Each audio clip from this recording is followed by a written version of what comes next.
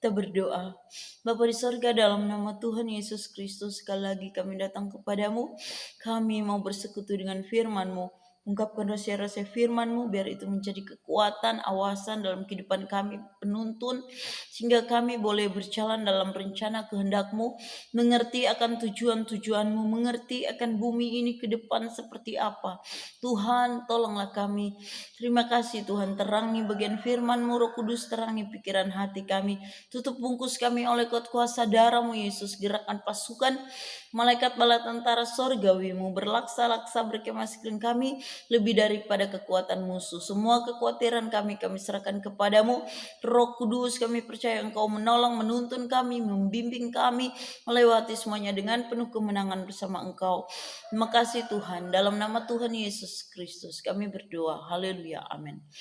Shalom saudara, puji akan nama Tuhan. Selamat pagi saya ucapkan kepada kita. Kita jumpa pada saat ini dalam pelayanan menara doa, dan di dalam doa pagi merenungkan dan membaca firman Tuhan. Mengapa kita penting membaca dan merenungkan firman Tuhan? Nah, bahkan dikatakan di dalam perjanjian lama penting membaca merenungkan firman Tuhan itu berulang-ulang. Mengapa? Karena kita ini manusia bisa lupa ya, seperti itu. Apalagi kalau mau mengajarkan kepada anak-anak kita perlu membacanya, mengatakannya dengan berulang-ulang. Umat Israel, firman Tuhan itu mereka tulis dan taruh di dinding rumah mereka seperti itu, sehingga anak-anak mereka itu benar-benar menghafal ya firman Tuhan seperti itu. Mereka bukan hanya membaca, tapi merenungkan dan menghafal seperti itu. Nah, kita juga sebagai pengikut Kristus, kita penting hari-hari ini menjadi orang-orang yang suka merenungkan firman Tuhan. Mengapa? Karena ketika kita merenungkan firman Tuhan, ada banyak rahasia-rahasia Tuhan yang Tuhan bukakan kepada kita, dan kita bisa mengerti akan dunia ini, dan kita bisa menjalani hidup sesuai dengan kehendak Tuhan, sesuai dengan firman-Nya, sesuai dengan mau Tuhan, sehingga hidup kita ini penuh dengan sukacita seperti itu ya. Tidak menjadi orang yang khawatir, orang yang bimbang, bingung, karena kita tahu akan tujuan hidupan kita, dan kita tahu ke depan dunia ini seperti apa dan di mana tempat kita sesungguhnya. Saudara, kita akan merenungkan bagian firman Tuhan di dalam Wahyu 16. Beberapa ayat saya akan bagikan buat kita. Ayat ini telah saya renungkan beberapa hari yang lalu, dan pasal Wahyu pasal 16 dan Wahyu pasal 20, 21, 22. Nah, mengapa saya rindu membagikan firman Tuhan ini kepada kita sebagai pengikut Kristus? Nah, kita penting juga baca dari pasal 1 ya, seperti itu. Saya sudah lewat beberapa minggu membacanya. Nah, namun jaringan di tempat saya kurang bagus ya, seperti itu ya. Jadi kadangkala saya tidak bisa live, saya tidak bisa membagikannya secara langsung. Namun Tuhan memberikan hikmat kepada saya untuk memvideokan ya seperti itu, dan bisa dibagikan dengan lebih jelas dan terang ya, seperti itu. Tuhan itu baik, Dia punya banyak cara menolong kita. Oleh sebab itu saya suka menjadi orang yang suka berdoa. Saudara, banyak orang tidak suka berdoa. Mengapa? Karena mereka berpikir kalau berdoa mereka mungkin belum yakin, masih ragu-ragu, Tuhan dengar tidak doa saya. Nah, saya mau katakan Tuhan itu maha mendengar dan maha tahu. Sebelum kita berdoa pun Dia sudah tahu di dalam pikiran dan hati kita. Namun Tuhan itu rindu kita menjalin hubungan yang intim dengannya, di dalam persekutuan, di dalam kita memuji, menyembah Dia. Mengapa? Karena kita ini diciptakan sebagai penyembah-penyembah. Tujuan kita ada di tengah dunia ini adalah untuk memuji dan menyembah Tuhan. Nah, Tuhan senang dengan pujian, penyembahan kita. Tuhan senang kita selalu dekat dengannya, seperti seorang anak dekat dengan orang tua ya. Tentunya orang tuanya akan senang. Mengapa? Karena sejak di Taman Eden, kita melihat Adam dan Hawa itu berkomunikasi dengan Tuhan. Namun akibat dosa, hubungan mereka itu terpisah, bahkan mereka diusir dari Taman Eden. Oleh sebab itu penting hubungan kita dengan Tuhan kembali dipulihkan. Kita sebagai pengikut Kristus, kita tahu bahwa dosa kita hanya bisa ditebus oleh darah Yesus. Mengapa? Karena kita tidak bisa mengandalkan kekuatan perbuatan kita. Apapun yang kita lakukan, dikatakan perbuatan baik kita itu, dikatakan di dalam Alkitab itu seperti kain kotor. Mengapa? Nah, karena kita ini manusia yang tidak sempurna. Kadang-kala orang berbuat baik. Nah, penting motivasi ya. Harus kita lakukan semuanya itu untuk Tuhan. Tapi kalau kita lakukan hanya untuk kita dibenarkan di hadapan Tuhan, perbuatan baik kita, Tuhan katakan seperti kain kotor, tidak bisa membasuh dosa-dosa kita. Mengapa? Karena sebaik apapun yang kita perbuat, kita ini manusia yang kecenderungannya masih bisa melakukan kejahatan. Dan manusia itu kecenderungannya selalu melakukan dosa. Tidak ada manusia yang bisa hidup menurut standar Tuhan di tengah dunia ini sebelum dia dikuduskan, sebelum dosanya diampuni oleh darah Yesus. Nah, saya pernah berusaha menjadi orang baik dalam setahun, berusaha baik dalam setahun, dan ujungnya saya temukan saya adalah orang yang jahat dan orang yang berdosa. Mengapa? Semakin kita berusaha dengan kekuatan kita untuk menjadi orang yang baik, kita tidak akan bisa menjadi orang baik. Tapi kita penting dibenarkan, dikuduskan dulu oleh darah Yesus. Setelah kita tahu kita dikuduskan hanya oleh darah Yesus, hanya jalan satu-satunya pengorbanan Kristus yang menebus dosa kita. Dan ketika kita sudah minta ampun dosa, kita tahu dosa kita ditebus, dan kita hidup di dalam ucapan syukur, kita mengasihi Tuhan karena Tuhan begitu mengasihi kita sehingga Dia mau datang ke dalam dunia menebus dosa kita. Dan ketika kita hidup di dalam ungkapan syukur, disitulah kita menjadi orang yang mengasihi Tuhan, orang yang suka melayani Tuhan, orang yang suka memuji-muji Tuhan. Maka akhirnya kita bisa melakukan firman Tuhan, taat dengan perintah-perintah Tuhan. Bukan karena kita mencari pembenaran lagi, karena kita sudah ditebus oleh darah Yesus. Tapi kita lakukan itu karena kita mengasihi Tuhan, karena kita tidak mau menyakiti hati Tuhan lagi. Nah, itulah perbedaannya jalan kasih karunia dengan jalan kekuatan manusia. Kita manusia yang kecil dan sangat-sangat terbatas. Tidak ada yang bisa kita andalkan, yang bisa kita pegang teguh di tengah dunia ini selain Tuhan kita, Tuhan Yesus Kristus. Karena hanya Dialah batu karang yang teguh, hanya Dialah menara yang kuat, hanya Dialah satu-satunya pengharapan kita. Hanya kepadanya lah kita berlari saat kita ada dalam masalah dan pergumulan. Nah, saya bacakan buat kita ya beberapa ayat firman Tuhan. Wahyu 16 ayat 15. Lihatlah, aku datang seperti pencuri. Berbahagialah dia yang berjaga-jaga dan yang memperhatikan pakaiannya, supaya ia jangan berjalan dengan telanjang dan jangan kelihatan kemaluannya. Tuhan memanggil seseorang, tidak seorang pun tahu kapan dia akan dipanggil oleh Tuhan. Yang terpenting adalah bisa masuk surga, ya, seperti itu. Dan kita sebagai pengikut Kristus, kita harus percaya kalau kita sudah percaya Kristus, minta ampun dosa, percayalah bahwa dosa kita diampuni dan jangan buat-buat dosa lagi. Kita harus bertobat. Memang dunia ini tidak sedikit orang-orang yang bisa membuli kita. Nah, saya survei melihat terjadi bukan hanya di kalangan orang-orang dunia, orang-orang yang belum bertobat, belum lahir baru, perbuatan bully itu dilakukan. Tetapi di kalangan orang percaya pun, orang-orang yang sudah mengalami lawatan Tuhan itu masih bisa membuli sesamanya, masih bisa menindas sesamanya. Dan anak-anak Tuhan, saya mau katakan, apabila Anda tidak kuat di dalam perenungan firman Tuhan, tidak kuat di dalam doa, Anda akan terseret oleh arus dunia ini ketika Anda kecewa, putus asa, dan patah semangat. Oleh sebab itu, jangan biarkan hidupmu tertipu di tengah dunia ini. Teruslah berdoa dan membaca firman Tuhan, sehingga Anda menjadi orang yang menyala-nyala dan melayani Tuhan. Nah, di sini Tuhan katakan, lihatlah aku datang seperti pencuri. Berbahagialah dia yang berjaga-jaga dan memperhatikan pakaiannya. Penting kita hidup di dalam doa dan selalu berjaga-jaga. Tuhan katakan yang memperhatikan pakaiannya. Apa arti di sini memperhatikan pakaian supaya ia jangan berjalan dengan telanjang dan jangan kelihatan kemaluannya. Artinya kita penting menjaga kekudusan hidup kita. Saudara, ketika menjaga kekudusan hidup kita itu tidak mudah kalau kita tidak ditolong oleh Roh Kudus. Hanya Roh Kudus yang bisa menginsafkan kita akan dosa dan menuntun kita kepada kebenaran. Nah, saya bertobat, saya percaya Kristus, itu semua karena pekerjaan Roh Kudus yang menginsafkan saya akan dosa dan menuntun saya kepada kebenaran dengan caranya yang supranatural dan ajaib. Ya, mungkin sudah banyak saya saksikan, saudara cari di video-video YouTube saya yang lainnya ya. Seperti itu. Dan jangan lupa subscribe agar saya bisa terus memberitakan kabar baik.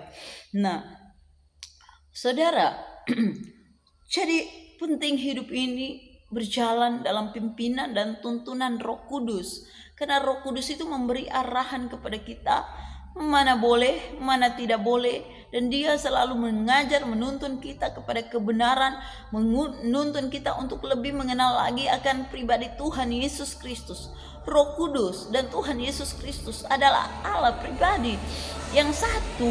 Nah, Tuhan Yesus setelah naik ke sorga, Dia datang menjadi manusia, Dia mati, melakukan misi untuk penebusan dosa manusia. Setelah selesai misinya, Dia terangkat ke sorga, rapture, naik ke sorga. Namun Dia katakan lebih baik aku ke sorga supaya Roh Kudus, penolong itu datang, yaitu Roh Kudus. Jadi ketika Yesus naik ke sorga, Rohnya ada bersama-sama dengan kita.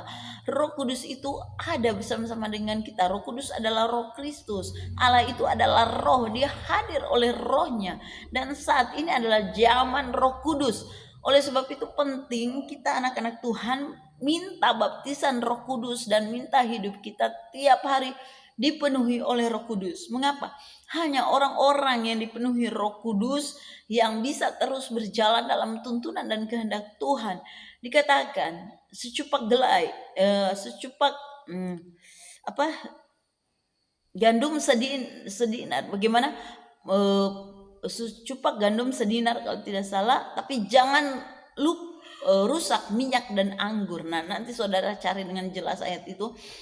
Intinya yang saya mau jelaskan, jangan rusak minyak dan anggur. Jadi orang-orang yang dipenuhi Roh Kudus itu tidak bisa dirusak oleh dunia, tidak bisa dirusak oleh setan. Setan berusaha memporak-porandakan hidupan kita.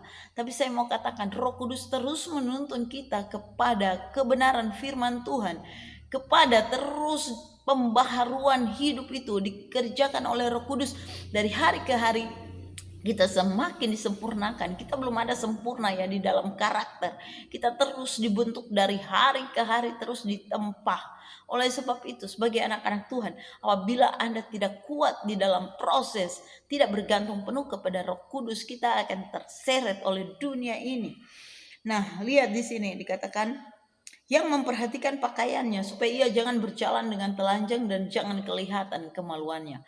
Jadi penting, Roh Kudus itu pribadi Allah, Dia amat kudus, amat suci, dan Dia hanya bergaul dengan anak-anak Tuhan yang terus menjaga kekudusan hidup. Apabila kita berbuat dosa, apabila kita mendukakannya, maka Dia akan berdiam diri ya. Dia tidak akan berkomunikasi dengan kita. Kita kehilangan tuntunannya. Sehingga sampai kita sungguh-sungguh bertobat dan minta lagi. Tapi saya mau katakan jangan sampai dalam kondisi seperti itu. Teruslah jaga kekudusan. Karena Roh Kudus Dia adalah pribadi Allah sendiri yang amat suci dan amat kudus. Kita melihat di sini. Lalu Ia mengumpulkan mereka di tempat yang dalam bahasa Ibrani disebut Harmagedon. Nah, sebelum saya lanjut lebih dalam ya, Wahyu adalah surat yang ditulis oleh Yohanes di mana dia adalah salah satu murid Tuhan Yesus Kristus. Jadi dia adalah salah satu murid yang dimana dia ini murid-murid yang lain mengalami martir ya, semua sudah binasa. Nah seperti itu, maksudnya mengalami penganiayaan. Namun menurut tafsiran Yohanes ini sudah berkali-kali didera seperti itu, tapi dia tidak mati-mati. Bahkan ada penafsiran mengatakan dia digoreng di kuali ya, tapi tidak mati. Nah akhirnya karena dia tidak mati-mati, dia diasingkan di Pulau Patmos. Namun di pulau itu dia mendapat pewahyuan, mendapat penglihatan, mengalami perjumpaan dengan Tuhan. Dia melihat, mengalami perjumpaan. Dan kalau saudara baca dari Wahyu pasal 1 sampai selesai di situ, kepada Yohanes ini bukan Yohanes Pembaptis ya, dia Yohanes murid Yesus ya, yang termasuk 12 murid. Nah, dia diberi penglihatan akan bagaimana dunia ini ke depan ya, seperti itu. Dan ini adalah nubuatan-nubuatan yang akan terjadi ke depan, bahkan yang sudah terjadi. Nah, kita melihat di sini ya, ayat 16. Lalu ia mengumpulkan mereka di tempat. Jadi untuk mengetahui hal-hal yang akan datang, apa yang akan terjadi, penting membaca Wahyu dengan berulang-ulang ya. Nah, kita perlu membaca kitab ini, surat ini dengan berulang-ulang. Nah,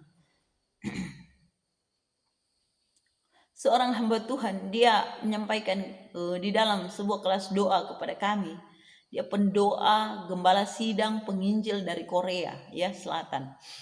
Dan dia katakan kepada kami, dia membaca sudah ratusan kali ya Wahyu.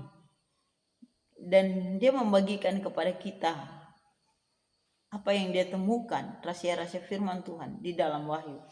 Kita melihat di sini ayat 16. Lalu ia mengumpulkan mereka di tempat yang bahasa Ibrani disebut Harmagedon. Dan malaikat yang ketujuh menumpahkan cawannya ke angkasa. Dan dari dalam bait suci kedengaranlah suara yang nyaring dari tahta itu, katanya, sudah terlaksana. Maka memancarlah kilat, menderu bunyi guru, dan terjadilah gempa bumi yang dahsyat seperti belum pernah terjadi sejak manusia ada di atas bumi. Begitu hebatnya gempa bumi itu. Jadi bayangkan akan terjadi gempa bumi yang hebat ya. Kalau dikatakan betapa begitu hebatnya gempa bumi itu, maka itu akan terjadi karena itu sudah dicatat. Nah, kita saja melihat gempa bumi di tanggal 28 September 2018 di Sulawesi Tengah ya. Tidak ada satu orang yang bisa berdiri. Itu tandanya kita ini manusia, tidak ada kekuatan kita, hanya Tuhan yang kuat. Semuanya jatuh di tanah ya, seperti itu. Dan begitu banyak orang-orang yang sudah dipanggil Tuhan. Nah, oleh sebab itu penting kita selalu berjaga-jaga, penting menjaga kekudusan hidup. Kita lihat di sini ayat 19. Saya bacakan beberapa ayat saja ya di sini di dalam Wahyu 16. Nanti saudara baca sendiri dari pasal 1 sampai 22, baca berulang-ulang. Lalu terbelahlah kota besar itu menjadi 3 bagian, dan runtuhlah kota-kota bangsa-bangsa yang tidak mengenal Allah. Perhatikan. Dan runtuhlah kota-kota bangsa-bangsa yang tidak mengenal Allah. Jadi selagi hidup carilah Tuhan. Carilah Tuhan, berusaha untuk mengenal Tuhan, cari sampai mengalami, cari sampai berjumpa. Apabila Anda belum mengalami, belum berjumpa, cari sampai berjumpa. Maka teringatlah Allah akan Babel yang besar itu, untuk memberikan kepadanya cawan yang penuh dengan anggur kegeraman murkanya. Dan semua pulau hilang lenyap. Perhatikan, semua pulau dikatakan akan hilang lenyap. Dan tidak ditemukan lagi gunung-gunung. Bayangkan, semua pulau hilang lenyap, tidak ditemukan lagi gunung-gunung. Jadi ini akan terjadi ke depan ya. Ayat 21, dan hujan es lebat seberat 1 pon jatuh dari langit menimpa manusia, dan manusia menghujat Allah karena malapetaka hujan es itu, sebab malapetaka itu sangat dahsyat. Orang-orang yang tidak kuat imannya ketika mengalami malapetaka, mereka akan bersungut-sungut. Mereka bisa berubah menjadi penghujat. Mengapa? Karena penderitaan yang mereka alami begitu berat bagi mereka. Mereka tidak mengenal firman Tuhan dengan benar. Mereka tidak mengenal Tuhan dengan benar, sehingga mereka bisa ada di dalam dosa tersebut. Nah, kita melihat di sini ya. Dan semua pulau hilang lenyap. Belum lama ini ya, baru beberapa minggu kemarin kita melihat salah satu pulau ya yang ada di Sulawesi Utara. Di situ terjadi gunung meletus, keluar larva, belerang ya begitu ya. ada abu, batu, begitu. Saudara bisa buka sendiri di YouTube videonya. Nah, dan satu pulau orang mengungsi ya, mereka mengungsi ke pulau yang 2 jam dari itu. Bersyukur mereka masih bisa selamat. Bayangkan ya, apabila orang sementara tidur nyenyak dan tiba-tiba terjadi seperti itu, bagaimana keadaan manusia? Maka benarlah firman Tuhan, jika segala sesuatu akan hancur secara demikian, betapa suci dan salehnya kamu harus hidup. Betapa suci dan salehnya kamu harus hidup. Artinya kita harus menjaga kekudusan hidup kita. Banyak orang hidup di dalam stres, depresi, karena seperti tadi saya katakan, dia berusaha bagaimana agar saya ini hidup benar, hidup berkenan kepada Tuhan, namun dia tidak bisa dengan kekuatannya. Saya mau katakan kita perlu ditolong oleh Tuhan. Oleh sebab itu Tuhan Yesus Kristus, Dia Allah yang penuh kasih, Dia rela datang ke dalam dunia yang hina dan berdosa ini. Untuk apa? Menebus dosa kita. Karena Dia tahu dengan kekuatan kita sendiri kita tidak bisa hidup benar, kita tidak bisa masuk surga, kita tidak bisa diampuni. Hanya oleh kasih karunia-Nya lah. Kalau Tuhan yang berfirman berjanji, Dia datang menebus dosa kita dan mengatakan bahwa dosa kita telah diampuni oleh darah-Nya, maka benarlah firman Tuhan itu adalah hal yang benar dan itu terjadi. Oleh sebab itu kita sebagai pengikut Kristus, kita anak-anak Tuhan yang penuh dengan sukacita. Ketika saya ikut Tuhan pertama kali, ketika saya masuk ke tempat ibadah, dan di situ pengikut Kristus semuanya pada menyembah Tuhan. Dan saya melihat muka mereka begitu sukacita, begitu bergirang. Saya katakan, mengapa di dalam ruangan ini? Karena waktu itu baru itu saya masuk ke tempat KKR. Saya katakan hanya saya yang orang stres, semua itu mukanya smart ya, semuanya mukanya kinclong dan penuh sukacita. Saya melihat seperti suasana sorga, padahal itu masih di bumi ya, di dalam sebuah gedung ruangan. Namun saya belum mengerti nanti ke depan setelah saya mengenal Kristus lebih dalam, ketika saya masuk dalam hadirat menyembah Tuhan, baru saya mengerti damai sejahtera sukacita itu terjadi ketika Tuhan hadir, ketika Tuhan melawat kehidupan kita, ketika kita tahu dosa kita telah ditebus. Disitulah kita dibebaskan dari dosa oleh darah Yesus, disitulah kita menjadi orang-orang yang memiliki sukacita penuh. Dan kita melihat ya, dikatakan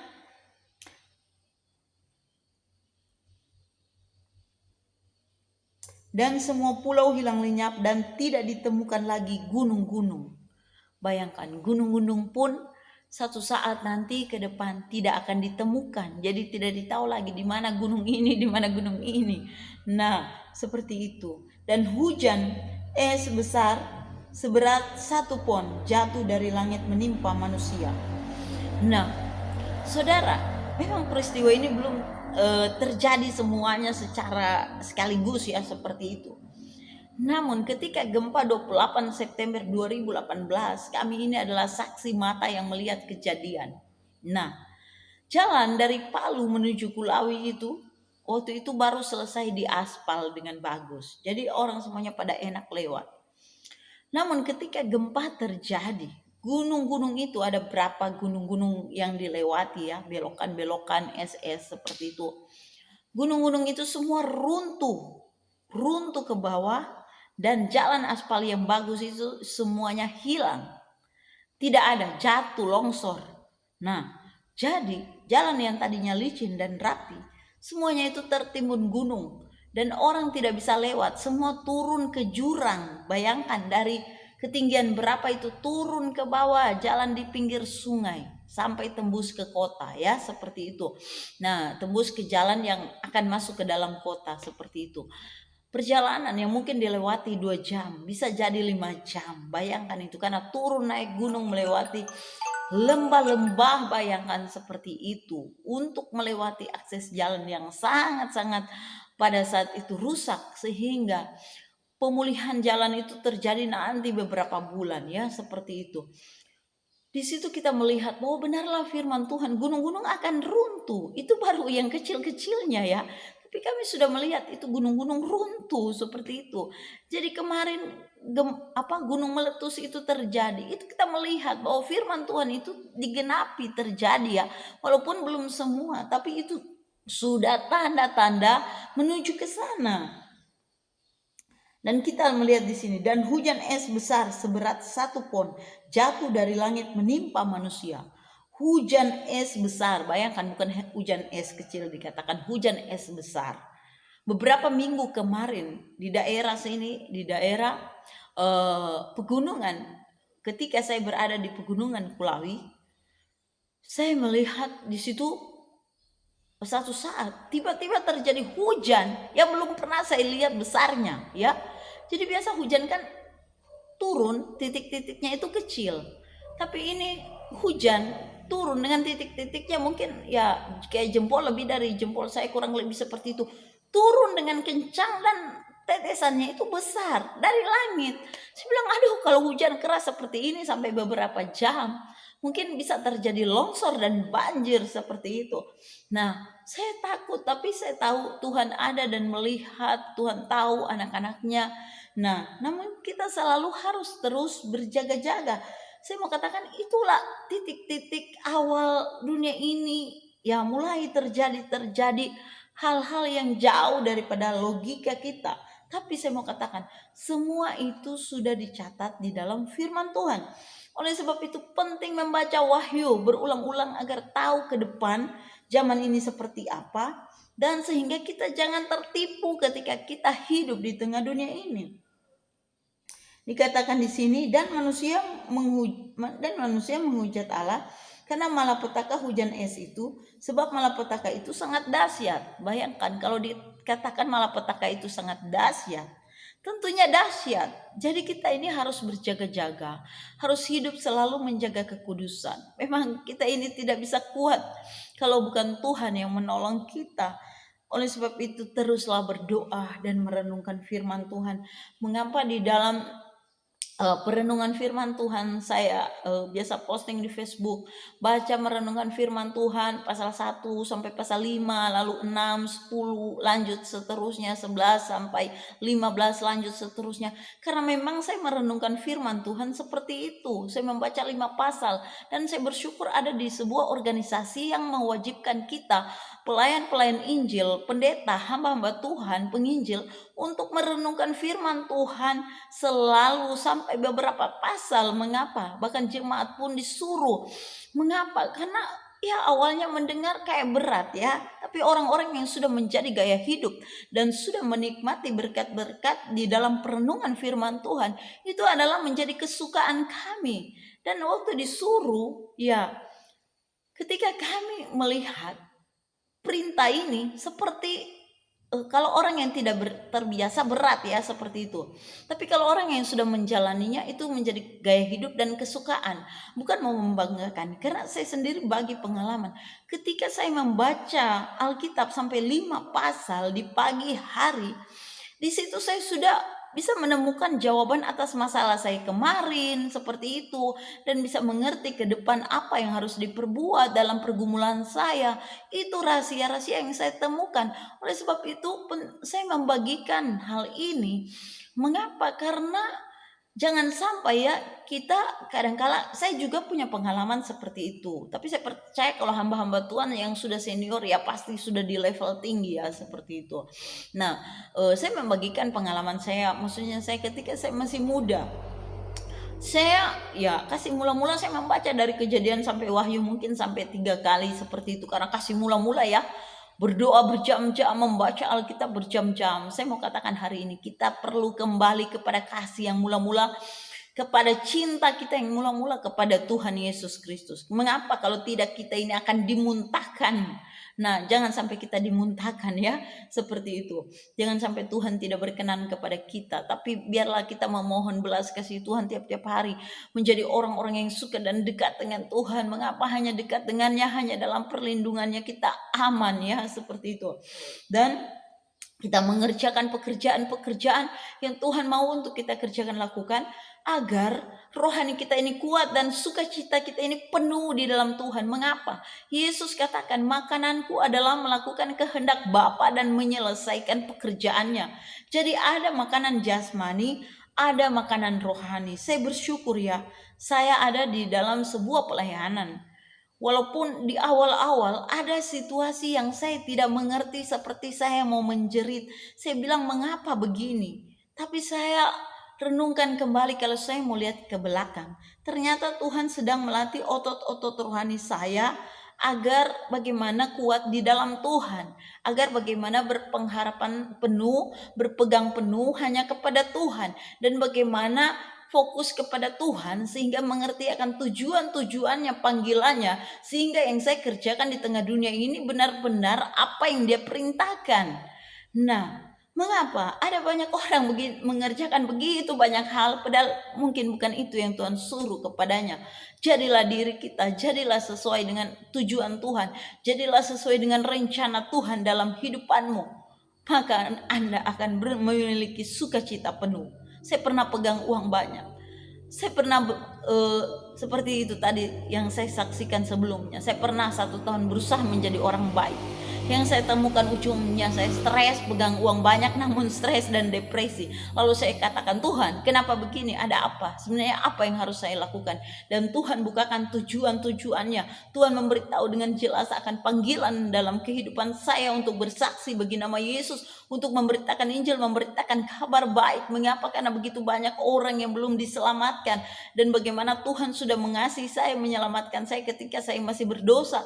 Seperti itulah saya harus mengasihi sama saya. Jadi jangan menunggu orang sempurna dan baik baru kita mau kasihi. Kita telah gagal kalau seperti itu. Kita harus belajar menerima orang apa adanya, seperti Tuhan menerima kita. Perhatikan ya, dikatakan malapetaka itu sangat dahsyat. Jadi biarlah sebelum malapetaka yang dahsyat itu datang, kita ini benar-benar telah dikuduskan oleh Kristus, telah dibenarkan, telah minta ampun dosa, telah bertobat dan menjaga kekudusan hidup, dan hidup berjalan dalam tujuan dan panggilannya. Berikut saya akan lompat, nanti saudara baca sendiri ya, dari pasal 1 dan seterusnya. Saya akan lompat karena pembacaan saya pada saat ini sudah masuk di Wahyu 21. Namun saya mau membacanya ke belakang, Wahyu 20, agar kita lebih paham lagi akan perenungan firman Tuhan ini. Kerajaan 1000 tahun. Jadi nanti akan ada kerajaan 1000 tahun. Dunia ini akan hancur, digulung seperti kertas, dikatakan bumi itu. Nanti akan ada langit baru, bumi baru. Jadi kita ini anak-anak Tuhan akan hidup di dalam Yerusalem baru, sorga kekal. Seperti itu kita harus bersuka cita. Makanya dikatakan berbahagialah orang yang mati dalam Tuhan. Nah, kita melihat di sini. Jadi orang yang berkabung, jangan berkabung seperti orang dunia. Sedih, memang kita rasa kehilangan. Saya sudah merasakan waktu anak saya satu-satunya tidak ada, tidak ditemukan.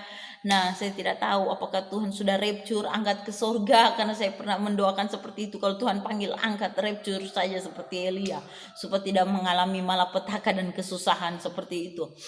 Saya tidak tahu apakah dia kena masuk dalam lumpur atau dibawa orang, saya tidak tahu. Yang saya tahu Kristus bersama-sama dengan dia, karena dia hidup ada di dalam Kristus dan dosanya telah ditebus oleh Kristus. Janji firman Tuhan, kalau Tuhan panggil dia ada dalam surga kekal. Nah, jadi di sini dikatakan kerajaan 1000 tahun. Apa itu kerajaan 1000 tahun? Perhatikan Wahyu mulai ayat 1. Lalu aku melihat seorang malaikat turun dari surga memegang anak kunci jurang maut. Bayangkan, dan suatu rantai besar di tangannya. Ia menangkap naga si ular tua itu, yaitu iblis dan Satan, dan ia mengikatnya 1000 tahun lamanya, lalu melemparkannya ke dalam jurang maut. Jadi iblis akan dilemparkan, dikalahkan dan dilempar dalam jurang maut nanti, dan menutup jurang maut itu dan memeteraikannya di atasnya, supaya ia jangan lagi menyesatkan bangsa-bangsa sebelum berakhir masa 1000 tahun itu. Kemudian daripada itu ia akan dilepaskan untuk sedikit waktu lamanya. Jadi Satan itu, iblis itu diikat, ditaruh jurang maut, nanti dilepaskan Dikatakan untuk sedikit waktu lamanya. Lalu aku melihat fakta-fakta dan orang-orang yang duduk di atasnya. Kepada mereka diserahkan kuasa untuk menghakimi. Aku juga melihat jiwa-jiwa mereka yang telah dipenggal kepalanya karena kesaksian tentang Yesus dan karena firman Allah. Jadi Yohanes melihat juga orang-orang yang telah jadi martir dan tidak menyembah binatang itu dan patungnya, dan yang tidak juga menerima tandanya pada dahi dan tangan mereka. Mereka hidup kembali dan memerintah sebagai raja bersama-sama dengan Kristus untuk masa 1000 tahun. Jadi penting menjaga keselamatan kita, tetap hidup bagi Kristus, jaga kekudusan ya. Karena nanti antikris akan datang ya. Seperti itu. Tapi bersyukurlah kita anak-anak Tuhan, kita ada bersama Kristus, kita telah ditebus oleh Kristus. Ayat 5 dikatakan, tetapi orang-orang mati yang lain yang tidak bangkit sebelum berakhir masa 1000 tahun itu, 1000 tahun itu, inilah kebangkitan pertama. Tetapi orang-orang mati lain tidak bangkit sebelum berakhir masa 1000 tahun itu. Inilah kebangkitan pertama. Ayat 6, berbahagia dan kuduslah ia yang mendapat bagian dalam kebangkitan pertama. Nah, kita orang-orang percaya pasti akan dibangkitkan bersama-sama dengan Kristus. Kematian yang kedua dikatakan tidak berkuasa lagi atas mereka, tetapi mereka akan menjadi imam-imam Allah dan Kristus, dan mereka akan memerintah sebagai raja bersama-sama dengan Dia 1000 tahun lamanya. Jadi kita nanti akan memerintah bersama-sama dengan Kristus. Tentunya Kristuslah panglima raja kita yang memerintah, tapi dikatakan kita ikut bersama-sama dengan Dia memerintah. Dikatakan sebagai raja bersama-sama dengan Dia 1000 tahun lamanya. Kristus nanti akan datang memerintah ya. Dikatakan Kristus akan memerintah ya. Dia adalah raja di atas segala raja. Bayangkan kalau Kristus datang memerintah. Jadi Dia Tuhan dan Allah kita, Dia benar-benar nanti akan datang kembali dan dikatakan akan memerintah. Nah, bayangkan. Perhatikan, iblis akan dihukum. Dan setelah masa 1000 tahun itu berakhir, iblis akan dilepaskan dari penjaranya. Dan ia akan pergi menyesatkan bangsa-bangsa pada keempat penjuru bumi, yaitu Gog dan Magog, dan mengumpulkan mereka untuk berperang, dan jumlah mereka sama dengan banyaknya pasir di laut. Maka naiklah mereka ke seluruh dataran bumi, lalu mengepung perkemahan tentara orang-orang kudus dan kota yang dikasihi itu. Tapi dari langit turunlah api menghanguskan mereka. Lihat di sini, Tuhan yang memberikan kemenangan, dan iblis yang menyesatkan mereka dilemparkan ke dalam lautan api dan belerang, yaitu tempat binatang dan nabi palsu itu. Dan mereka disiksa siang malam sampai selama-lamanya. Jadi iblis nanti akan dilemparkan ke dalam lautan api dan belerang, yaitu tempat binatang dan nabi palsu itu, dan mereka disiksa siang malam sampai selama-lamanya. Hukuman yang terakhir, perhatikan ini nanti bagaimana hukuman terakhir. Lalu aku melihat suatu tahta putih yang besar dan Dia yang duduk di atasnya. Dari hadapannya lenyaplah bumi dan langit, dan tidak ditemukan lagi tempatnya. Bayangkan, dari hadapannya, di hadapan Tuhan, dikatakan di situ lenyaplah bumi dan langit. Jadi benar, bumi dan langit nanti tidak ada lagi dan tidak ditemukan lagi tempatnya. Bayangkan, tidak ditahu di mana itu bumi dan langit. Dan perhatikan, dan aku melihat orang-orang mati besar dan kecil berdiri di depan tahta itu. Lalu dibuka semua kitab, dan dibuka juga sebuah kitab lain, yaitu kitab kehidupan. Perhatikan, dan orang-orang mati dihakimi menurut perbuatan mereka, berdasarkan apa yang tertulis dalam kitab-kitab itu. Jadi semua perbuatan kita di tengah dunia ini ditulis di dalam kitab, nanti akan dibuka dan kita dihakimi berdasarkan apa yang tertulis di dalamnya. Jadi berbuat baiklah selagi hidup. Nah, yang terpenting hidup kita pertama-tama harus diselamatkan, dosa kita harus ditebus. Dan ayat 14, lalu maut dan kerajaan maut itu dilemparkan ke dalam lautan api. Itulah kematian yang kedua, lautan api. Dan setiap orang yang tidak ditemukan namanya tertulis dalam kitab kehidupan itu, ia dilemparkan ke dalam lautan api itu. Jadi orang yang namanya tidak tertulis di dalam kitab kehidupan ya, akan dilemparkan ke dalam lautan api itu. Jadi orang-orang yang belum ditebus dosanya, kalau kita dikatakan dicatat, dibilang nama kita itu waktu kita bertobat, percaya, dibaptis, nama kita ditulis dalam kitab kehidupan. Sehingga di akhir zaman nanti pada hari kiamat dibuka kitab itu, ada tidak nama kita situ, sudah terdaftar atau belum. Nah, jadi penting selagi kita hidup biarlah nama kita terdaftar dalam kitab kehidupan. Kuncinya cepat bertobat sebagai pengikut Kristus, minta ampun dosa, kita percaya kepada Kristus agar dosa kita benar-benar diampuni, kita minta ampun dosa dan bertobat, memberi diri dibaptis, biarlah kita dimeteraikan, nama kita tercatat dalam kitab kehidupan. Ayat Wahyu pasal 21, dengan cepat ya saya baca. Langit yang baru dan bumi yang baru. Ya, setelah langit dan bumi yang lama tidak ada lagi, maka ada langit baru dan bumi baru. Perhatikan. Lalu aku melihat langit yang baru dan bumi yang baru, sebab langit yang pertama dan bumi yang pertama telah berlalu, dan laut pun tidak ada lagi. Bayangkan, laut pun tidak ada lagi. Jadi di surga tidak ada laut. Dan aku melihat kota yang kudus, Yerusalem yang baru, turun dari surga dari Allah, yang berhias bagaikan pengantin perempuan yang berdandan untuk suaminya. Jadi di situ Yohanes melihat, dan aku melihat kota yang kudus, Yerusalem yang baru, turun dari surga dari Allah, yang berhias bagaikan pengantin perempuan berdandan untuk suaminya. Jadi Tuhan akan datang menjemput kita, orang-orang yang percaya kepada Kristus. Tuhan itu makanya dikatakan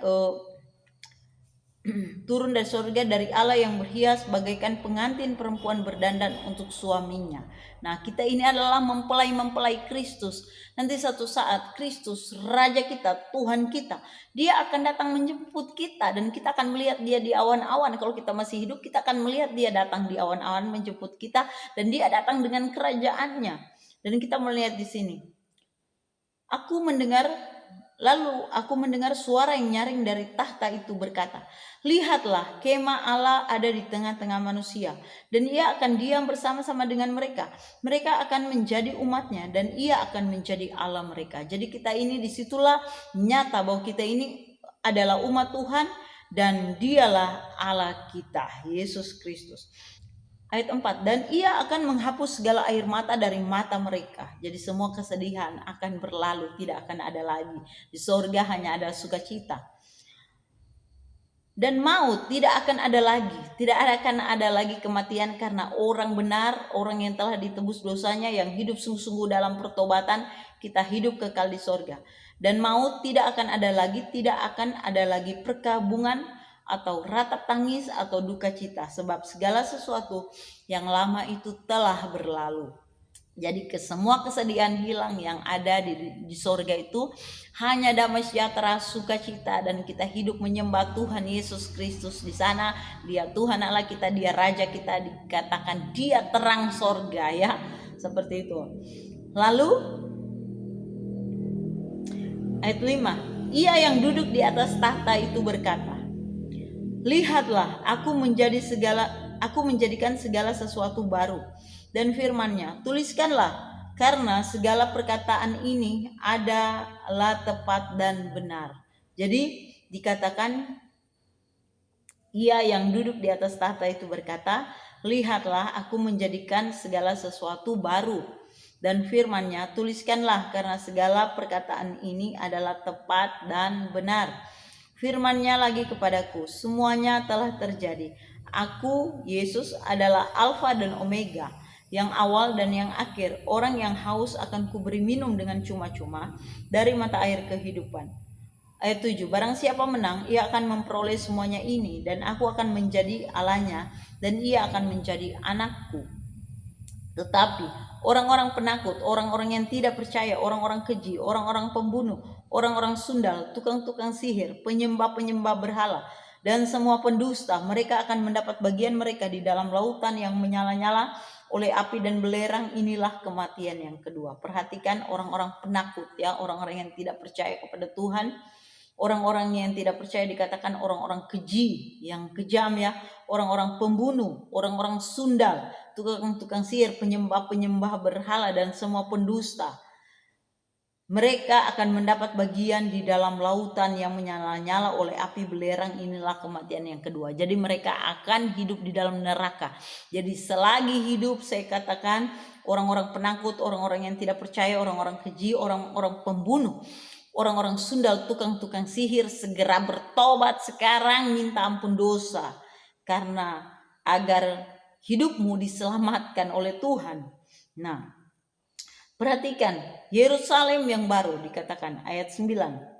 Maka datanglah seorang dari ketujuh malaikat yang memegang ketujuh cawan yang penuh dengan ketujuh malapetaka terakhir itu. Jadi itu malapetaka terakhir.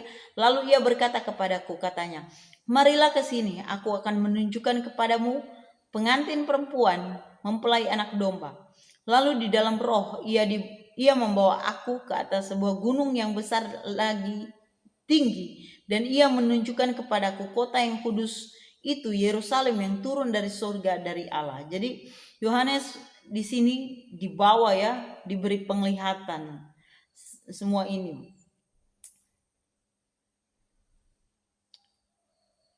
Jadi malaikat itu membawa dia, memperlihatkan dia tentang Yerusalem baru. Dan kita melihat ayat 11, kota itu penuh dengan kemuliaan Allah. Kota itu penuh dengan kemuliaan Allah dan cahayanya sama seperti permata yang paling indah, bagaikan permata yaspis jernih seperti kristal. Nah, dan temboknya besar lagi tinggi dan pintu gerbangnya 12 buah. Jadi seperti itulah surga, pintu gerbangnya 12 buah. Dan di atas pintu-pintu gerbang itu ada 12 malaikat, dan di atasnya tertulis nama ke-12 suku Israel. Ya, perhatikan, ke-12 suku siapa? Israel. Karena Israel adalah bangsa yang dipilih oleh Tuhan, dan Israel ini ada 12 suku ya. Itu baca nanti di Perjanjian Lama. Jadi pintu-pintu gerbang itu diberi 12, pintu-pintu gerbang itu ada 12 malaikat, dan di atasnya ditulis nama. Jadi di atas pintu-pintu gerbang itu ditulis nama 12 suku Israel. Ayat 13, di sebelah timur terdapat 3 pintu gerbang, dan di sebelah utara 3 pintu gerbang, dan di sebelah selatan 3 pintu gerbang, dan di sebelah barat 3 pintu gerbang. Dan tembok kota itu mempunyai 12 batu dasar, di atasnya tertulis 12 nama ke-12 rasul anak domba itu. Jadi tembok kota itu dikatakan surga itu mempunyai 12 batu dasar, dan di atasnya tertulis ke-12 nama ke-12 rasul anak domba itu. Jadi murid-murid Tuhan ya, ada nama-nama di situ. Petrus, Yakobus, Yohanes ya, seperti itu. Nah, ayat 15.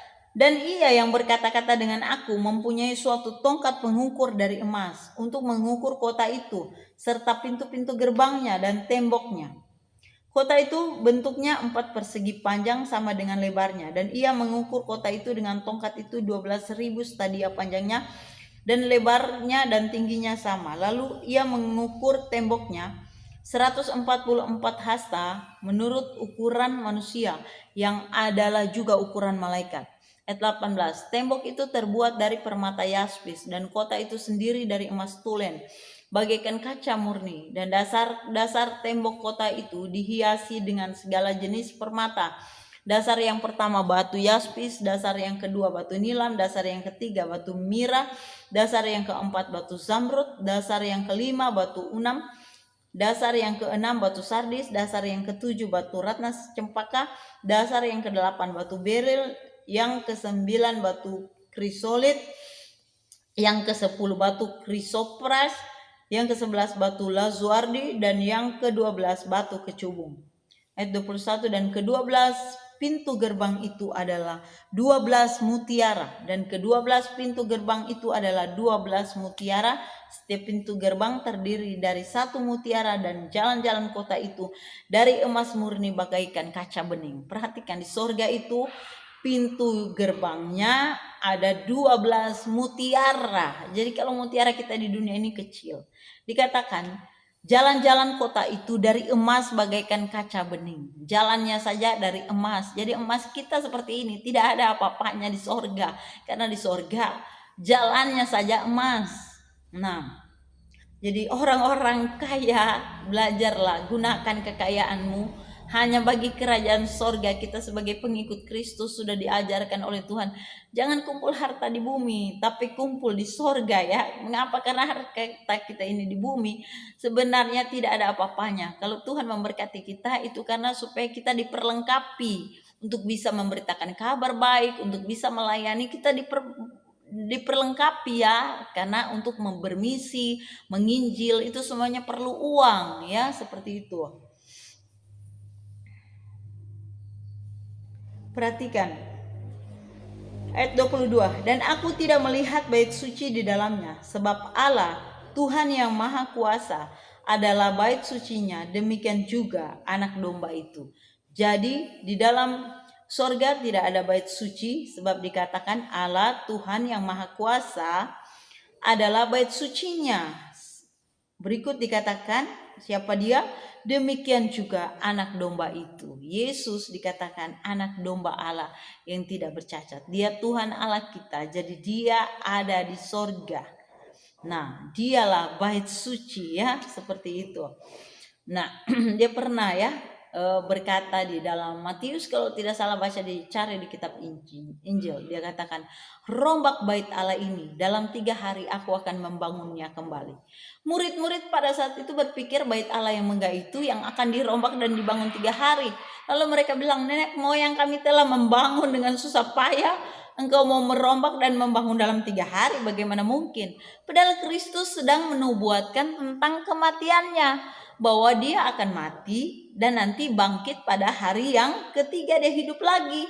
Oleh sebab itu dikatakan di sini di dalam Wahyu, di sorga tidak ditemukan bait suci, karena Yesus itulah bait sucinya. Makanya itulah ayat firman Tuhan penggenapan ya. Kita lihat di sini ayat 23, dan kota itu tidak memerlukan matahari dan bulan ya, seperti tadi saya katakan di awal, Yesus adalah terang sorga. Dan kota itu tidak memerlukan matahari dan bulan untuk menyinarinya, sebab kemuliaan Allah meneranginya, dan anak domba itu adalah lampunya. Jadi Yesus itulah lampu di sorga. Yesus itu bercahaya, dia Tuhan, dia Allah. Jadi sorga itu penuh terang, penuh kemuliaan Tuhan. Tidak perlu lagi lampu di sana ya.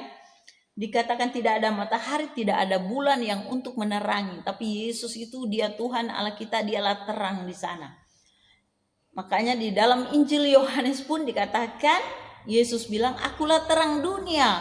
Jadi dia terang dari surga itu datang ke dunia untuk apa? Supaya dunia ini yang penuh dosa, yang gelap, manusia yang hidup dalam kegelapan dosa diterangi oleh Kristus, supaya tahu mana benar, mana salah, mana jalan yang benar, seperti itu. Dan kita melihat di sini, dan anak domba itu adalah lampunya. Mengapa dikatakan Yesus itu anak domba? Karena ketika perjanjian lama, umat Israel waktu berdosa, mereka datang ke bait Allah, bait suci, membawa domba untuk disembelih dan darahnya dipercik oleh imam. Dosa setahun diampuni, didoakan imam supaya dosanya setahun diampuni. Namun tahun berikutnya dia buat dosa lagi, sehingga harus bawa domba lagi. Dari tahun ke tahun dia berbuat seperti itu. Dan Tuhan Maha tahu bahwa manusia selalu melakukan dosa, seperti khotbah saya tadi di awal. Oleh sebab itu Yesus harus datang ke dalam dunia, menyerahkan dirinya sendiri, sehingga Yesus disebut dialah anak domba Allah, dia domba yang tidak bercacat celah. Mengapa? Karena dia memberikan dirinya mati di atas kayu salib, menjadi korban untuk dosa, penembusan dosa semua manusia. Sehingga kita yang percaya kepadanya, waktu minta ampun dosa, dosa kita diampuni karena dia sendiri sudah memang menanggung dosa kita di atas kayu salib. Kita tinggal datang minta ampun dosa dan dosa kita diampuni. Seperti itulah jalan keselamatan di dalam Yesus. Kasih karunia-Nya bekerja mengampuni kita, membersihkan kita dari dosa. Oleh sebab itu Yesus disebut anak domba Allah. Namun dia tidak mati terus, seperti yang difirmankan sebelumnya. Hari ketiga dia bangkit hidup kembali, menampakkan diri kepada semua murid, dan Alkitab Alkitab Perjanjian Baru itu Matius, Markus, Lukas, Yohanes, itu kisah tentang Yesus waktu ada di bumi. Itu dicatat oleh murid-muridnya yang melihat dengan kasat mata sendiri kejadian peristiwa ketika Yesus ditangkap dan disalibkan.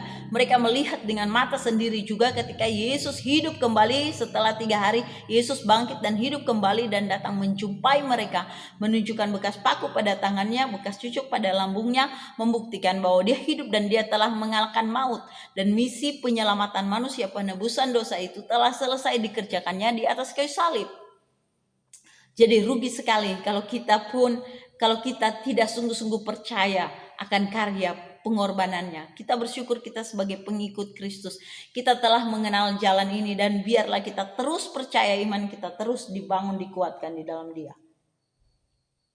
Perhatikan, dan bangsa-bangsa akan berjalan di dalam cahayanya, dan raja-raja di bumi membawa kekayaan mereka kepadanya, dan pintu-pintu gerbangnya tidak akan ditutup pada siang hari, sebab malam tidak akan ada lagi di sana, dan kekayaan dan hormat bangsa-bangsa akan dibawa kepadanya, tetapi tidak akan masuk ke dalamnya. Perhatikan, siapa yang tidak akan masuk surga, tetapi tidak akan masuk ke dalamnya sesuatu yang najis. Jadi dosa tidak bisa ikut masuk surga. Orang yang masih ada dosanya, belum dibersihkan dosanya, tidak bisa masuk surga, harus dibersihkan dulu oleh darah Yesus. Perhatikan, tetapi tidak akan masuk ke dalamnya sesuatu yang najis, atau orang yang melakukan kekejian atau dusta. Jadi tidak boleh ada bohong-bohong.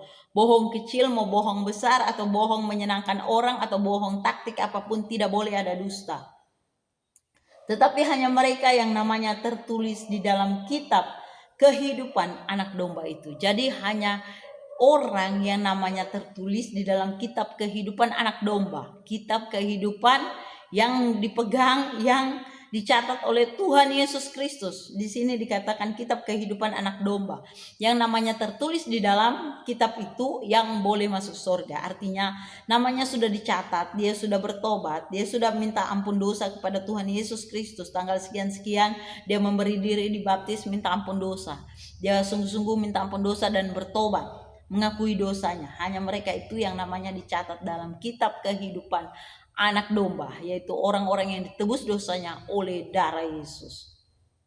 Hanya itu yang bisa masuk surga. Ini Alkitab yang katakan. Oleh sebab itu kita sebagai pengikut Kristus bangga kalau kita telah mengenal jalan kasih karunia, jalan pengampunan, jalan keselamatan yang Tuhan tunjukkan, yang Tuhan berikan kepada kita untuk kita bisa masuk surga. Wahyu 22. Lalu ia menunjukkan kepadaku sungai air kehidupan yang jernih bagaikan kristal, dan mengalir keluar dari tahta Allah dan tahta anak domba itu. Di tengah-tengah jalan kota itu, yaitu di menyeberang sungai itu, ada pohon-pohon kehidupan yang berbuah 12 kali, tiap-tiap bulan sekali, dan daun-daun pohon itu dipakai untuk menyembuhkan bangsa-bangsa. Maka tidak akan ada lagi laknat tahta Allah, dan maka tidak akan ada lagi laknat, ya, tidak ada kejahatan di sorga. Tetapi orang-orang berdosa tidak bisa masuk sorga.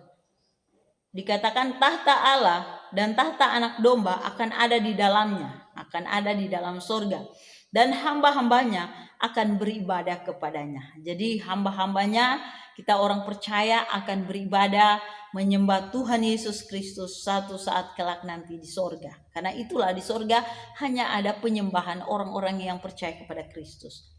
Perhatikan, ini Alkitab yang katakan, ya, kita sebagai pengikut Kristus kita belajar hal ini.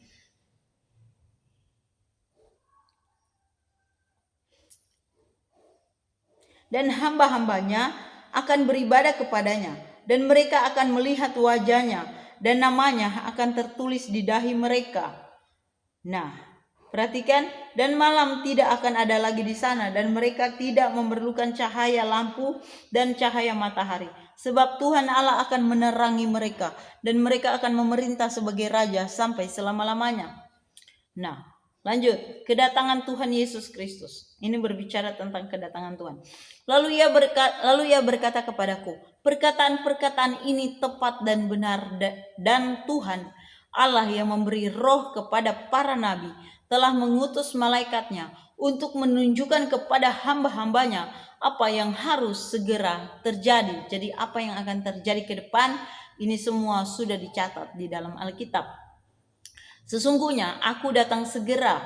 Berbahagialah orang yang menuruti perkataan-perkataan nubuat kitab ini. Dan aku, Yohanes, akulah yang telah mendengar dan melihat semuanya itu. Dan setelah aku mendengar dan melihatnya, aku tersungkur di depan kaki malaikat yang telah menunjukkan semuanya itu kepadaku untuk menyembahnya. Tetapi ia berkata kepadaku, jangan berbuat demikian. Jadi kita tidak boleh menyembah malaikat ya. Malaikat itu katakan, aku adalah hamba, sama seperti engkau dan saudara-saudaramu, para nabi dan semua mereka yang menuruti segala perkataan kitab ini. Sembahlah Allah. Jadi yang perlu kita sembah adalah Allah, Dia pencipta langit bumi, Dia telah hadir di dalam dunia ini, Dia datang menjadi manusia di dalam pribadi Tuhan Yesus Kristus. Dia datang menunjukkan dirinya, memperkenalkan dirinya. Dia Tuhan Yesus, Dia Allah kita. Sembahlah Dia. Kita sebagai pengikut Kristus biarlah tiap-tiap hari selagi di dunia ini kita terus menyembah. Mengapa? Itu sebuah penyembahan kita. Karena nanti di surga tugas kita itu menyembah. Jadi sangat disayangkan orang Kristen kalau tidak pernah menyembah, tidak berdoa, tidak membaca firman, hidup sekedar hidup, hanya cari makan. Memang bekerja itu perintah Tuhan, tapi jangan lupa tugas utama kita. Kita diciptakan menjadi penyembah-penyembah yang benar, menyembah dalam roh dan kebenaran. Perhatikan.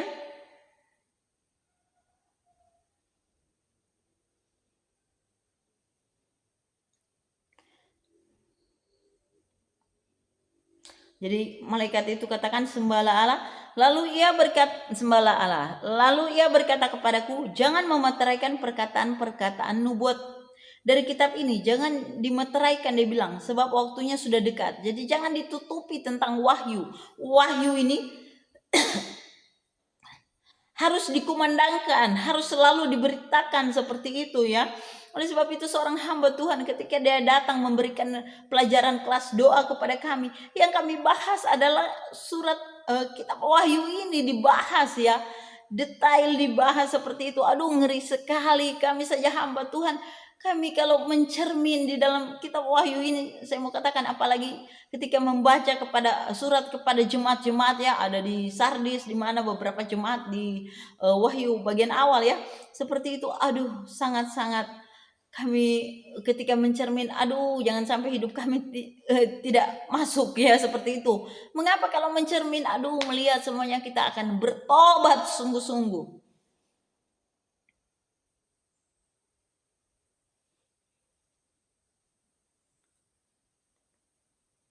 Perhatikan ayat 10 dikatakan, lalu ia berkata kepadaku, jangan memeteraikan perkataan-perkataan nubuat dari kitab ini, sebab waktunya sudah dekat.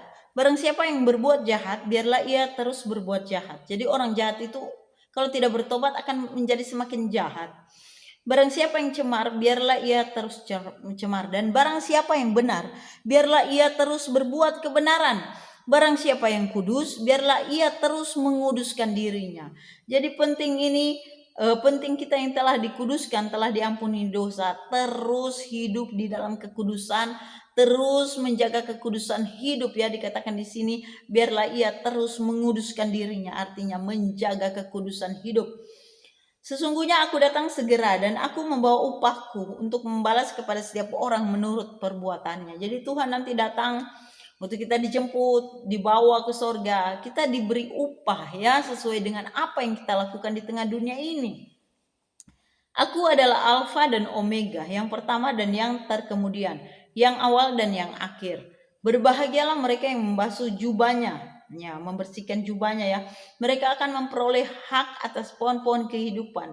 Artinya membasuh jubah itu membersihkan kehidupannya dari segala dosa. Tentunya kita dibersihkan oleh darah Yesus. Dan seperti tadi, jaga kekudusan hidup.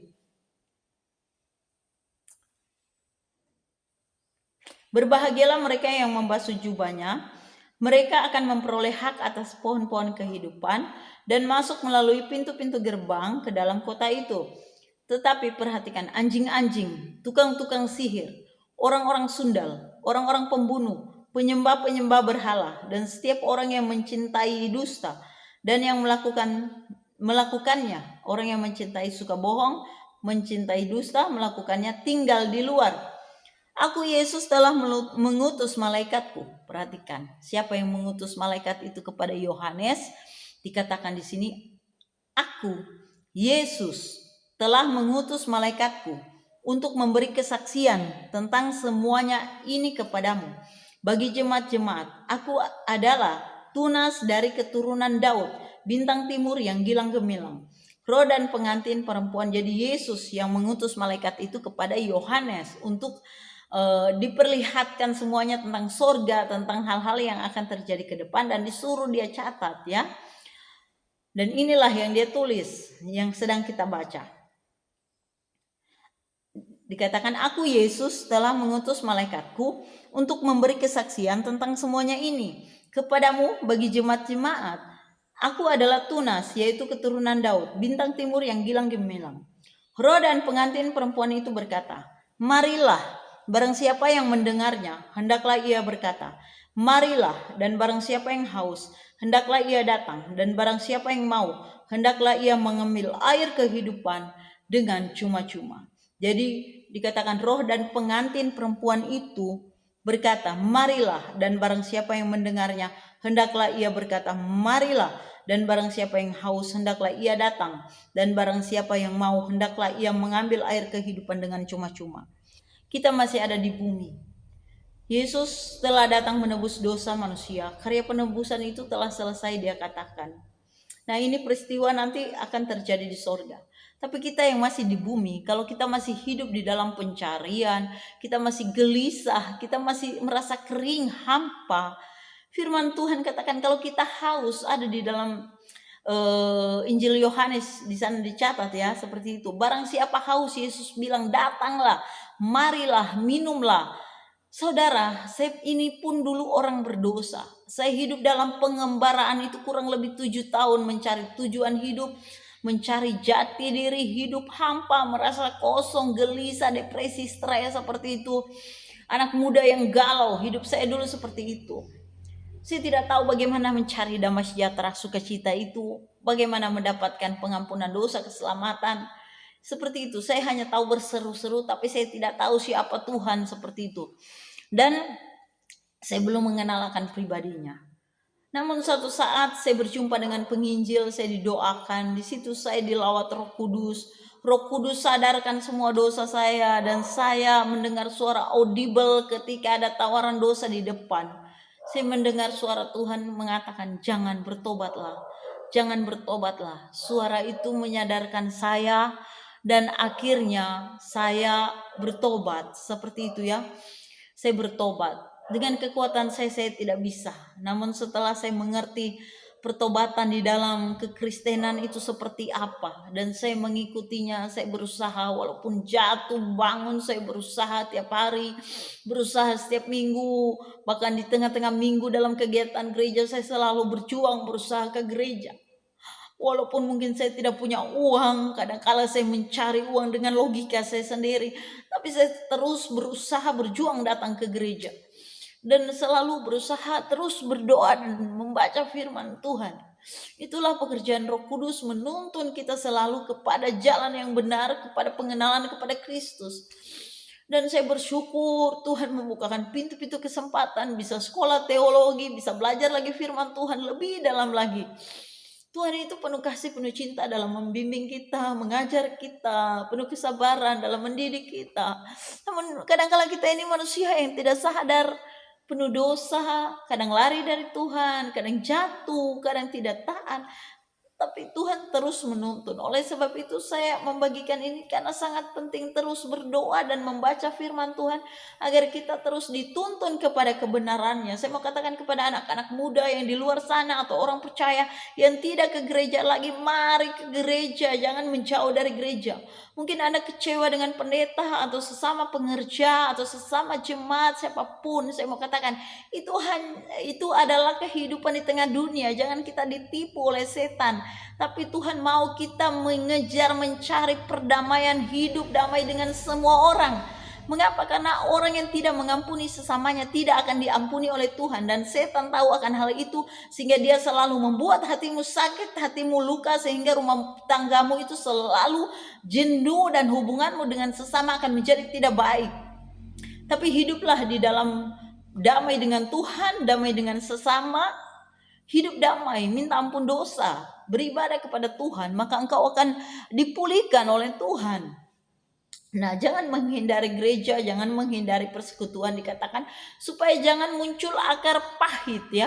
Orang-orang yang menjauhi persekutuan, mereka kadang-kala awalnya ada kekecewaan kecil. Nanti kalau mereka terus menjauh, mereka akan hidup di dalam kepahitan seperti itu. Jadi jangan, harus kembali ke gereja, harus kembali melayani, harus kembali setia. Lanjut ayat 18 ya. Jadi kalau kita haus, kita hidup ada dalam tekanan, depresi, masalah, persoalan, pergumulan, kebutuhan, datanglah kepada Tuhan Yesus Kristus. Saya mau katakan, dia katakan di dalam Injil Yohanes, barang siapa lapar dan haus, datanglah kepada Tuhan Yesus Kristus. Dia akan memberikan kehidupan, aliran-aliran air hidup itu akan mengalir dalam hidupanmu. Engkau akan merasakan hadirat Tuhan yang belum pernah kau rasakan. Engkau akan berjumpa dengan Yesus, engkau akan terkaget melihat dia nyata dalam hidupanmu dan menjamamu. Engkau akan merasakan kehadirannya. Nah, saya tidak mungkin akan menjadi pengikut Kristus karena saya dulunya dari kecil tidak kenal Kristus. Kalau bukan Tuhan yang menjamah dan mengubahkan kehidupan saya, dan saya merasakan hadirat jamahannya, melihat kuasanya bekerja, bahwa dia sungguh-sungguh hadir di dalam persekutuan KKR pada saat itu. Nah, itulah yang mengubah kehidupan saya. Ketika saya ke gereja pun hampir tiap minggu terus saya dilawat oleh Tuhan seperti itu. Nah, itulah Tuhan kita, dia hadir oleh rohnya. Roh Kudus itu ada ketika kita berseru, waktu kita dalam depresi, tekanan, bilang Roh Kudus jamah, segarkan saya, maka dia akan segarkan. Roh Kudus pulihkan saya, maka dia akan pulihkan hidupmu. Seperti apapun keadaanmu, sebagai pengikut Kristus, mungkin Anda lemah, mungkin Anda dalam tekanan, apapun masalah pergumulan, janganlah terlalu memikirkan perkara di bumi ini, tapi pikirkanlah perkara-perkara kekal. Pikirkanlah Kristus. Mintalah Tuhan menjamah, memulihkan hidupmu. Ayat 18. Aku bersaksi kepada setiap orang yang mendengar perkataan-perkataan nubuat dari kitab ini. Jika seorang menambah sesuatu kepada perkataan-perkataan ini, maka Allah akan menambahkan kepadanya malapetaka yang tertulis dalam kitab ini. Jadi tidak boleh menambah-nambah firman Tuhan ya. Biarlah kita membaca dan mempercayai apa yang tertulis seperti itu. Nah, kalau dalam hal penafsiran ya kita harus melihat bagian-bagian firman Tuhan lain, karena firman Tuhan itu dia seperti tadi ya saya katakan, saya jelaskan ketika di Yohanes, di Wahyu tadi dicatat. Nah, marilah barang siapa haus ya, seperti itu. Di Yohanes Tuhan juga menjelaskan tentang bagian ini ya. Jadi itulah. Nah, jadi kita bukan menambah, tapi bagaimana mengerti, memahami firman Tuhan itu, kita harus membacanya dengan lengkap ya, seperti itu. Ayat 19. Dan jikalau seorang mengurangkan sesuatu dari perkataan-perkataan dari kitab nubuat ini, maka Allah akan mengambil bagiannya dari pohon kehidupan dan dari kota kudus seperti yang tertulis di dalam kitab ini. Jadi tidak boleh menambah, tidak boleh mengurang ya. Itu dosa. Ayat 20. Ia yang memberi kesaksian tentang semuanya ini berfirman, ya aku datang segera, amin. Datanglah Tuhan Yesus. Seperti itu Yohanes katakan, kasih karunia Tuhan Yesus menyertai kamu sekalian. Jadi inilah firman Tuhan. Tuhan katakan kepada Yohanes supaya dicatat, jangan dimeteraikan. Artinya supaya semua orang bisa membaca, merenungkannya, mendengarkannya. Penting sebagai pengikut Kristus kita harus merenungkan, membaca firman Tuhan berulang-ulang kali. Dan penting membaca Wahyu ya.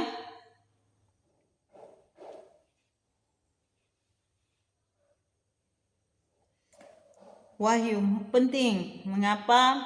Karena Wahyu ini berbicara tentang apa yang telah dilihat oleh murid Yesus yaitu Yohanes di Pulau Patmos, dan ini berbicara tentang hal-hal yang sudah terjadi dan yang akan terjadi ke depan.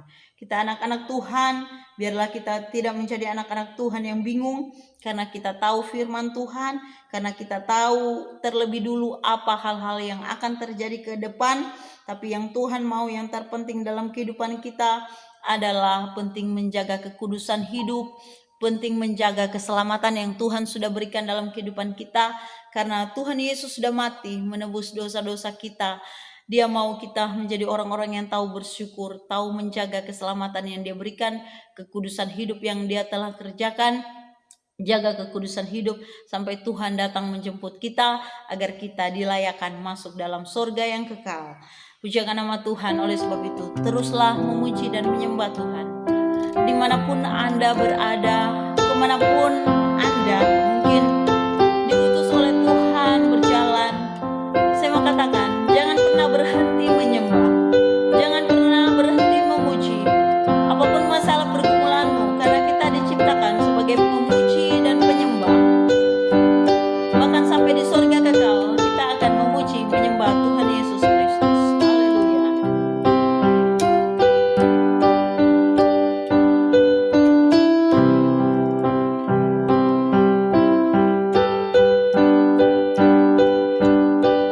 Roh yang kudus